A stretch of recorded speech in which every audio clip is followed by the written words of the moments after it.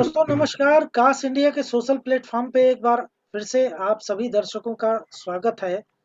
इस बार भी हम आपके लिए एक ऐसी जानकारी लेकर आए हैं कि हमारे जो इसमें इस कार्यक्रम में जो है हमारे साथ ज़्यादातर एएस फाइटर्स ही हैं। फर्क बस इतना है कि इस कार्यक्रम में हमारे साथ आज कोई विशेषज्ञ नहीं है, क्योंकि हमने जानबूझकर आज सिर्फ और सिर्फ एएस फाइटर्स के लिए ही के बीच ही इस कार्यक्रम का आयोजन किया है। क्योंकि एक्सपर्ट से कई बार हम उनकी सलाह सुनते हैं। हर बार एक नई चीज जानने को मिलती है। आज हम ये जानेंगे कि हमारे एएस फाइटर्स इस कोरोना महामारी के काल में किस स्थिति में हैं, किस तरह की उनके साथ लिमिटेशंस है, किस तरह की दुविधा है, परेशानी है। हम आपस में मिल तो नहीं सकते इस वक्त, लेकिन वर्चुअली हम एक दूसरे का हाल जरूर जान सकते हैं। तो ये जो कार्यक्रम है कुछ उसी उद्देश्य से है।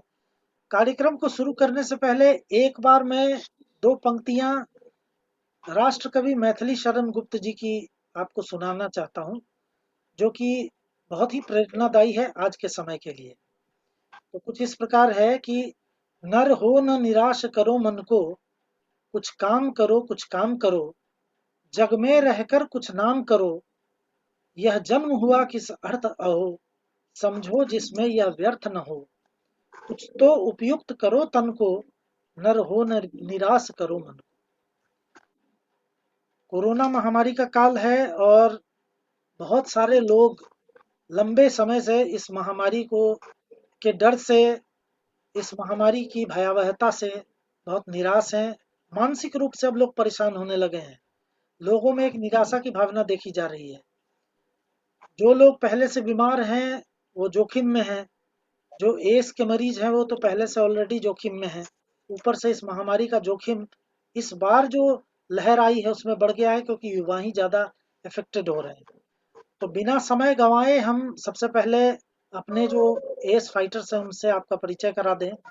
तो एक एक करके जानते हैं कि कौन कहाँ से हैं, क्या कर रहे हैं। थोड़ा सा एक संक्षिप्त परिचय हो जाए। एक चेहरा हमारे साथ इस वक्त मौजूद है जिनका नाम रंजीत कुमार है। इनको आपने कई बार देखा होगा। तो मैं आज एक नए साथी से मिलवाना चाहता हूँ जो हमारे साथ मौजूद है। उनका नाम है पीयूष मिश्रा। तो पीयूष मिश्रा जी अपने बारे में बहुत ही संक्षेप में बताएं। मेरा नाम पीयूष है और सीए स्टूडेंट हूँ। दिल्ली में रहता हूँ अभी और मैं एएस से पिछले 12 सालों से जुड़ा हूँ। जी। आगे चलते हैं। अविनाश झा जी से पूछना चाहूंगा उनके बारे में। नमस्कार दोस्तों, मेरा नाम अविनाश झा है और मैं न्यू दिल्ली में रहता हूँ और ट्रांसपोर्ट लाइन में मेरा वर्क करता हूँ और ये सिम्बानी से मैं लगभग 7 सालों से जूझ रहा हूँ। जी। रत्नेश जी। जी सर नमस्कार, नाम रत्नेश सिंह है। मैं भी दिल्ली से ही हूँ। बैंकिंग सेक्टर में जॉब करता हूँ। जी। तो यहाँ पे इस वक्त जितने भी लोग हैं वो दिल्ली से जुड़े हुए हैं। तो बड़ी अच्छी बात है, हम एक ही शहर में रह रहे हैं। और मतलब ऐसे सामान्य तौर पे नहीं तो कम से कम वर्चुअली जरूर मिल रहे हैं। और ईश्वर से प्रार्थना करते हैं कि जल्दी ही वो मौका आए कि हम एक साथ मुलाकात कर सके आपस में। तो मुझे नहीं लगता कि रंजीत जी का परिचय देने की जरूरत पड़ेगी, लेकिन मैं चाहता हूँ दो मतलब संक्षिप्त में वो भी अपना परिचय एक बार जरूर दे दें। नमस्कार सर। मैं न्यू दिल्ली से में रहता हूँ और मेरा ऐसे ताल्लुकात बिहार झारखंड दोनों से है। और मैं इस बीमारी से 4 सालों से फाइट कर रहा हूँ और मैं 4 सालों से कास्ट इंडिया से जुड़ा हुआ हूँ करीब करीब। जी जी, ठीक है। तो मैं पीयूष मिश्रा जी के पास चलना चाहूँगा। पीयूष मिश्रा जी, सबसे पहला सवाल ये है आपसे कि कास्ट इंडिया के बारे में कैसे जानकारी मिली? सर मुझे इंटरनेट के थ्रू जानकारी मिली। अच्छा, यानी आप इस बीमारी के बारे में रिसर्च कर रहे होंगे तो कहीं से ये जानकारी आपको मिली होगी। चलिए, बहुत अच्छी बात है आप हमारे साथ जुड़े, ये हमारा भी सौभाग्य है। क्योंकि हमारा उद्देश्य ही है कि हम प्राथमिक उद्देश्य हमारा ये है कि हम कम से कम जो एड्स के मरीज हैं उनको फिजिकल डिफॉर्मिटी से बचा सकें। क्योंकि आमतौर पे जानकारी के अभाव में सबसे पहले यही नुकसान होता है कि वो धीरे-धीरे फिजिकल डिफ़ॉर्मिटी की स्थिति में पहुँच जाते हैं। तो अब हम अपने मूल मुद्दे पे आते हैं जिसके लिए ये कार्यक्रम आयोजित की गई है। आप लोग एक-एक करके बताइए कि ये कोरोना महामारी का काल है और इस बार स्थिति थोड़ी-सी अलग है पहले के मुकाबले। संभावनाएँ ऐसी व्यक्त की जा रही है, विशेषज्ञ बता रहे हैं कि इस बार काफ़ी जोखिम भरी स्थिति हो सकती है। बहुत सख्ती से कोरोना से जुड़े निर्देशों का पालन करने के लिए कहा जा रहा है। लोगों के मृत्यु की सूचनाएँ, दुखद सूचनाएँ आ रही है। तो मैं एक-एक करके आप लोगों से जानना चाहूँगा कि किस तरीके से आप लोगों का समय बीत रहा है? आप लोग किस तरीके से अपने आप को मैनेज कर रहे हैं इस चुनौतीपूर्ण समय में? तो सबसे पहले अविनाश झा जी आप बताएँ। नमस्कार दोस्तों, मेरा नाम अविनाश है। इसमें हमें सबसे बड़ी परेशानी ये हो रही है कि हम लोग बाहर नहीं जा सकते। अपनी एक्टिविटी जो एक्सरसाइज वगैरह है वो हमें घर में ही करनी पड़ती है और बहुत ही सावधानी से रहना पड़ता है, क्योंकि इस बार जो कोरोना वायरस है वो पिछले के मुकाबले काफी खतरनाक साबित हो रहा है और यंग यंग लोगों को ज्यादा अटैक कर रहा है, जिस जी, कारण से ऑटोमेटिकली हम वैसे भी एक बीमारी से जूझ रहे हैं और साथ में ये भी बीमारी आने से हमें और ज़्यादा कठिनाइयों का सामना करना पड़ा। जी। तो हाँ, इसमें जो इन्होंने एक बड़ी महत्वपूर्ण बात बताई है, चूँकि जो एएस के पेशेंट हैं, एएस पेशेंट, उनके लिए मूवमेंट बड़ा ज़रूरी होता है। अगर वो एक जगह बैठ गए तो उनके लिए मुसीबतें बहुत बढ़ जाती है। तो ये जो महामारी काल है इसमें मूवमेंट करना नहीं है तो मुझे लगता है कि घर में ही और जो जगह है जिनके पास जितना उपलब्ध हो उसमें ही मूवमेंट करके अपनी जो मूवमेंट की नीड है उसको आप सभी लोग पूरा कर रहे होंगे। तो पीयूष झा जी अपने बारे में बताइए किस प्रकार से आप इस वक्त अपने आप को मैनेज कर रहे हैं? सर मैं जो डॉक्टर के द्वारा बताया गया एक्सरसाइज है वो करता हूँ जी, और बेसिकली तो मुझे चेयर्स पे ही बैठना पड़ता है क्योंकि अभी पढ़ाई करता हूँ और सीए की पढ़ाई बहुत रिक्वायर्ड है। जी, जी, बिल्कुल। तो दिन भर बैठता हूँ और थोड़ी-थोड़ी देर पे स्ट्रेचिंग करते रहता हूँ। जी। कमर से हो गई, पैर से हो गई हुँ, हुँ, हुँ। और रात में जब सब शांत रहता है, बाहर भीड़ कम रहती है। दिल्ली में तो खैर अभी ना के बराबर है, कर्फ्यू लगा हुआ है। जी, जी। तो रात में थोड़ा वॉक करता हूँ। जी, जी। तो पीयूष मिश्रा जी स्टूडेंट हैं और सीए के स्टूडेंट हैं। बहुत ही मेहनत करके इसकी परीक्षाओं को पास किया जाता है। काफ़ी सालों तक मेहनत करने के बाद तब जाके कहीं सफलता मिलती है। तो एक अपने आप में ये बहुत ही मतलब मैं चाहता हूँ इनके लिए एक बार ताली बजाएँ हम लोग वर्चुअली कि कम से कम ये एक बहुत बड़ा काम कर रहे हैं, इतनी बड़ी कठिनाई होने के बाद भी। तो बिल्कुल एप्रिसिएशन के काबिल हैं पीयूष मिश्रा जी। Thank you. अ, रंजीत जी आपसे जानना चाहूँगा, आप किस तरीके से अपने आप को इस वक़्त मैनेज कर रहे हैं? इन रिस्ट्रिक्शंस के दौर में? सर अविनाश जी ने सही बोला कि अभी बाहर जाना सभी के लिए किसी के लिए भी सुरक्षित नहीं है और मैक्सिमम लोगों का जो अपना काम चल रहा है वो वर्क फ्रॉम होम है। ऑल्दो जो जैसे अविनाश जी ट्रांसपोर्ट इंडस्ट्री से ताल्लुकात रखते हैं और मैं ट्रैवल टूरिज्म और इवेंट इंडस्ट्री से जो कि मोस्ट इफेक्टेड इंडस्ट्री है कोरोना के मामले में। तो सबसे बड़ी चिंता जो है एक तो हम लोग एएस पेशेंट है, अपनी चिंता तो है ही एक्सरसाइज और मूवमेंट को लेकर के, जी, साथ में फाइनेंशियली खास करके क्योंकि हमारी इंडस्ट्री बहुत ज़्यादा इफेक्टेड है। बट यहाँ पे सभी लोग परेशान हैं, ज़्यादा हम लोग हैं लेकिन बट सारे लोग परेशान हैं। तो हमारा नॉर्मली जो काम हो रहा है अभी वर्चुअल वर्चुअल इवेंट्स वगैरह हो रहे हैं, तो घर से ही हो रहा है। जी, लेकिन इन सब चीज़ों परेशानियों को देखते हुए भी हमें अपना मूवमेंट और अपने डॉक्टर से कंसल्ट बनाए रखना है। हुँ, हुँ। जहाँ तक मुझे पता है यहाँ पे जितने भी लोग जुड़े हुए हैं सबकी परिस्थिति अलग-अलग है। एज के हिसाब से मतलब सबका डायग्नोसिस अलग-अलग टाइम पे हुआ, किसी का बहुत टाइम लग गया बट मैं फॉर्च्यूनेट रहा हूँ कि मेरा जल्दी हुआ है। जी, जी, तो मैं मैनेजमेंट की जहाँ तक बात करूँगा तो मैं सुबह उठता हूँ और सबसे पहले मैं सब कुछ करने के बाद अपना ज़ुम्बा स्टार्ट एक्सरसाइज के लिए मैं 15-20 मिनट का ज़ुम्बा करता हूँ अपना घर पे। हुँ, हुँ। उसके बाद मुझे साइक्लिंग का बहुत शौक है। तो अभी आउटडोर साइक्लिंग तो नहीं है, तो मैं आपको दिखाना चाहूँगा। मैंने मैंने घर पे ही एक साइक्लिंग ले रखा है, इंडोर जी, साइक्लिंग। ठीक है। हाँ, ये एक बात मैं बताना चाहूँगा, इनकी साइक्लिंग में एक बड़ी इम्पोर्टेंट चीज़ है, जो मुझे जी नज़र आ गई अचानक, और ये कम हाँ लोगों को ही पता होता है। जो भी एज से रिलेटेड पेशेंट हैं, वो कभी भी अगर कोई इस तरह की इक्विपमेंट खरीदें, साइकिलिंग खास तौर पे साइकिल, तो उसमें पीठ के पीछे सपोर्ट वाला ज़रूर खरीदें। मेरा है, देखिए। जी, वही मैंने नोट किया है, ये एक अच्छी बात है, क्योंकि जी अगर आप विदाउट सपोर्ट वाला लेंगे तो हो सकता है वो नुकसान करेगा आपको। हाँ। और इसमें एक और खास बात जो मैंने लिया है ना, इसमें सिर्फ पैरों का मूवमेंट नहीं होता, इसमें हाथों का ही मूवमेंट होता है। जी, मतलब जी।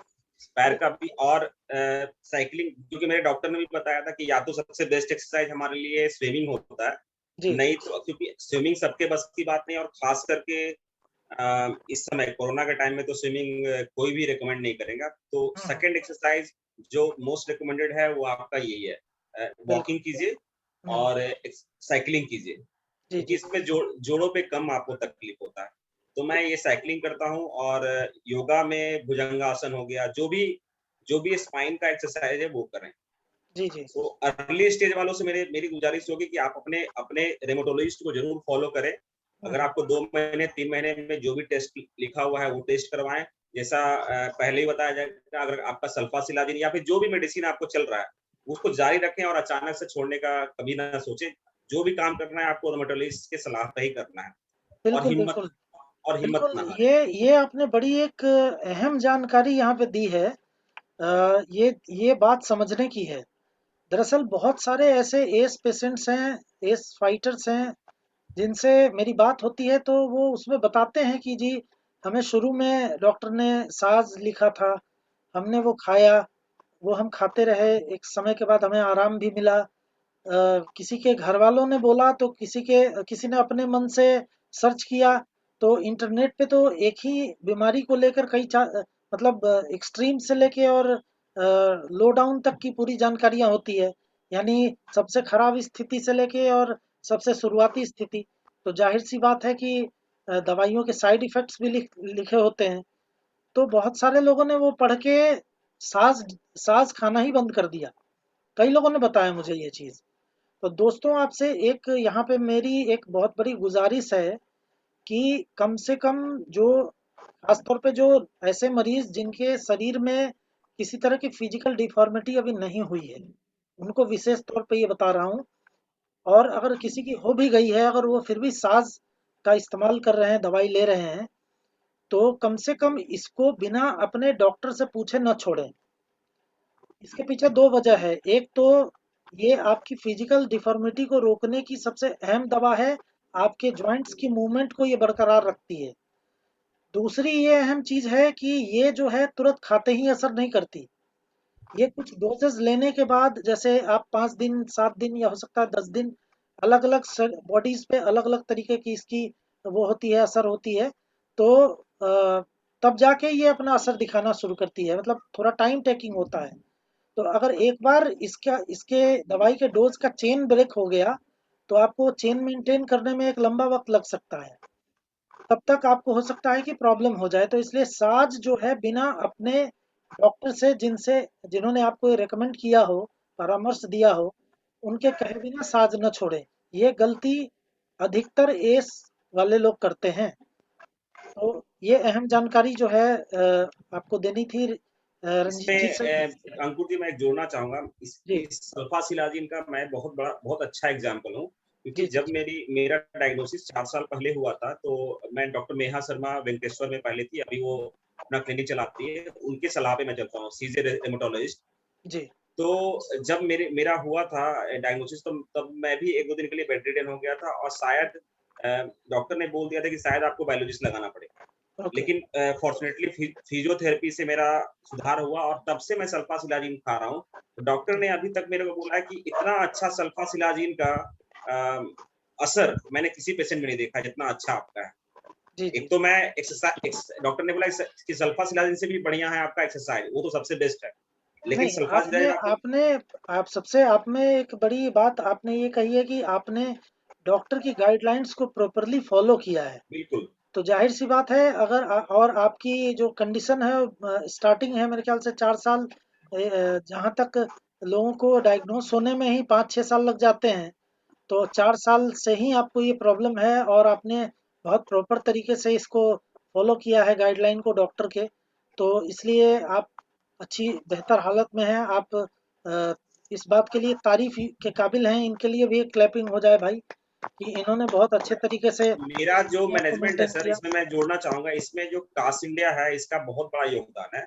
क्योंकि जी, देखिए, जब भी आपको HLAB27, मैं बहुत फनी बात बोल रहा हूँ, HLAB27 आता है, वैसे ही हम लोग नेट पे सर्च करने लगते हैं कि भाई ये क्या है एंकिलोजिंग, और उसके बाद दिमाग में इतना चीज चलता है कि बहुत सारी भाव आते हैं। लेकिन मेरा जो फॉर्चुनेट है कि मैं नेट पे सर्च कर रहा था और मुझे फर्स्ट टाइम में ही कास्ट इंडिया का लिंक दिख गया मुझे आपका, ठीक है। जी, और जी, तब से मैं जुड़ा हुआ हूँ और मैं बहुत भाग्यशाली हूँ कि मुझे सही लिंक मिला, क्योंकि बहुत सारे प्लेटफॉर्म्स हैं, बहुत सारे डॉक्टर्स हैं, बहुत सारे बोलते हैं ना आयुर्वेदिक, होम्योपैथिक, बहुत सारी चीजें हैं जो आपको भटकाती भी है। जी, लेकिन जी, कास्ट इंडिया में बिल्कुल सटीक जानकारी मिलती है और कैसे मैनेज करना पड़ता है, क्योंकि यहाँ पे सारे लोग पेशेंट ही हैं, और सबका अनुभव अलग-अलग होता है, सब जी। पे ये बीमारी अलग तरीके से असर करती है, तो अनुभव जो चीज़ है ना, वो बहुत बड़ा काम आता है और उससे मुझे बहुत फ़ायदा हुआ है। चलिए, ये कास्ट इंडिया का सौभाग्य है कि अपने जो मूल उद्देश्य है उसमें ये कास्ट इंडिया सफल हो रहा है। हमारा मूल उद्देश्य ही है कि हम फिजिकल डिफॉर्मिटी से सबसे पहले उन मरीजों को बचाएं जो नए डायग्नोस हुए हैं, जिनकी बीमारी का अभी 3-4 साल पहले ही पता लगा है, या फिर ऐसे लोग जो पुराने मरीज तो हैं लेकिन फिजिकल डिफॉर्मिटी नहीं हुई है और जानकारी नहीं है, हो सकती है, लेकिन अगर जानकारी मिल जाए तो नहीं होगी, ऐसा हमारा विश्वास है। तो अब मैं चलना चाहता हूँ रत्नेश जी के पास। रत्नेश जी, पहले जी तो सर। पहले तो अपनी कंडीशन बताइए और फिर इस महामारी के काल में किस तरीके से आपका जीवन चल रहा है, थोड़ा इसकी जानकारी दीजिए। जी सर, सबसे पहले तो मैं आपका और कास्ट इंडिया का धन्यवाद करना चाहूँगा। तो क्योंकि इस प्लेटफॉर्म पे मुझे जोड़ा है आप लोगों ने, लोगों को अवेयर करने के लिए। जी, और अपने बारे में ये बताऊँगा कि अभी मेरी एज 41 है ओके, और 2005 से जी, शायद मैं इस डिजीज़ से जूझ रहा हूँ। जी, आज 16-17 साल हो गए। हुँ, 16-17 साल में मुझे डायग्नोस हुआ है 2017 में, ओके। HLA-B27 जब पॉजिटिव आया, तब मुझे पता मतलब लगा कि मतलब ये डिजीज़ डायग्नोस मेरे। डायग्नोस होने में 16 साल लग गए? जी सर, क्योंकि 2005 से मैं पेन से लड़ रहा था, 2005 से 2017 तक। तो मुझे पता आपने ही नहीं था आपने कि मुझे क्या आपने सब बीमारी है। आपने सबसे पहले किस डॉक्टर को मतलब नाम नहीं पूछ रहा हूँ, पहले मुझे सिर्फ स्पेशलाइजेशन बताइए। आप क्या सबसे पहले पहले ऑर्थो? सर जी, पहले मैं अपने फिजिशियन से दिखवाता था। जी, जी, फिर वहाँ से उनसे कोई फ़ायदा नहीं हुआ, फिर ऑर्थोपेडिक्स डॉक्टर के पास गया। जी, जी, उन्होंने फिर इंजेक्शन वगैरह देने शुरू किए, लेकिन किसी ने कोई क्लियर बात नहीं बताई कि आपको जी, ये बीमारी है, जी, जी, जी, ठीक है? तो ये सब चलता रहा, पेन किलर, इंजेक्शन वगैरह सब चलते रह गए थे। जी, जी, जी, 2017 में ऐसा हुआ कि मैं बेड रिडन हो गया था। ओके, मुझसे ना उठा जा रहा था, ना बैठा जा रहा था। हुँ, तो मैं फिर सीधा सफदरजंग हॉस्पिटल का रुख किया मैंने। जी, वहाँ पे मुझे पूरी गाइडलाइन डॉक्टर ने बताया, मेरा पूरा चेकअप किया। वहाँ पे डॉक्टर ने मुझे अच्छे से गाइड किया ओके, कि आपको एंकाइलोजिंग स्पॉन्डिलाइटिस।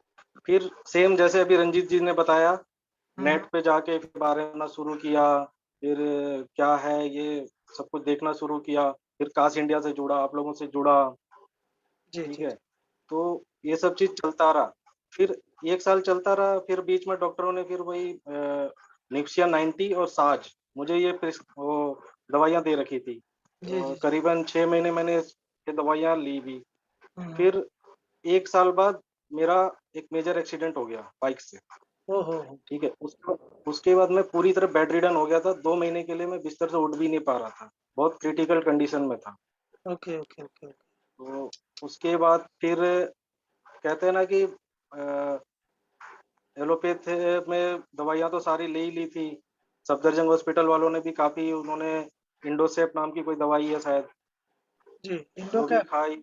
इंडोकैप, हाँ, इंडोकैप, हुँ, साज वगैरह ये सब सब कुछ चली थी। जी, लेकिन जी, किसी ने मुझे बताया, कुछ नेचुरोपैथ के बारे में किसी ने सजेस्ट किया था हुँ, कि आप इसको ट्राई कीजिए, हुँ, तो हो सकता है। तो 2018 से मैं नेचुरोपैथी के साथ जुड़ा हुआ हूँ। तो आपने आपने भी क्या साज खाना बंद कर दिया बिना डॉक्टर से पूछे? जी सर, डॉक्टर से बगैर पूछे हुए बंद किया था मैंने। तो देखिए ये मतलब हमारे साथ भी एक साथी बैठे हैं, उन्होंने यही गलती की। खैर कोई बात नहीं, कोई मतलब इससे निराश होने की जरूरत नहीं है। आप कोई भी पैथी ले रहे हो, फायदा तो है ना। हाँ जी सर, यही मैं कहना चाह रहा हूँ कि उस पैथी से हर किसी की बॉडी अलग अलग होती है। जी जी जी। तो उसमें मुझे ऐसा लगा कि एलोपैथ वाली मेडिसिन मुझे उतनी सूट नहीं कर रही है, मैं ठीक नहीं हो पा रहा था।